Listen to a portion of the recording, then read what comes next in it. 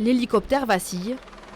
Pendu en dessous, une scie de 8 mètres de long coupe les branches trop près des lignes électriques. Ce drôle de spectacle représente 2 ans de travail pour Enedis. Cette opération assez exceptionnelle fait gagner beaucoup de temps aux élagueurs plus traditionnels.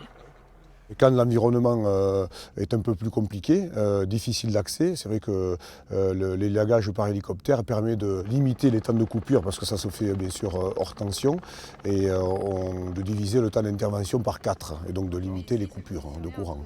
Il y aura une autre zone un peu moins importante avec moins de surplomb de l'autre côté.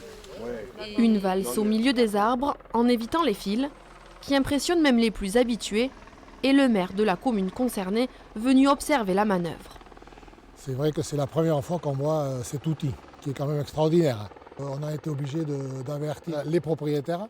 Ce n'était pas eux les plus en danger, les propriétaires, mais c'était surtout les animaux, s'il y en avait dehors. Il ne faut surtout pas que quand l'hélicoptère arrive, ça fait quand même, vous avez bien vu, ça fait du bruit.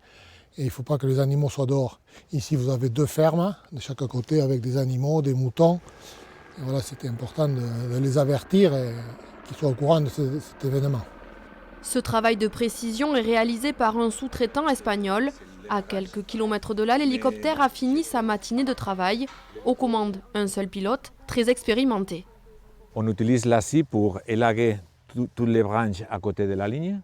Et après, on peut utiliser la pince s'il y a une grosse branche sur plomb qui peut casser la ligne si on la coupe. Alors, on utilise la pince. Grâce à Louis et à tous les autres, ces lignes électriques sont désormais en sécurité. Mais le travail n'est pas fini. L'an passé, 600 km ont été élagués dans les Pyrénées-Atlantiques.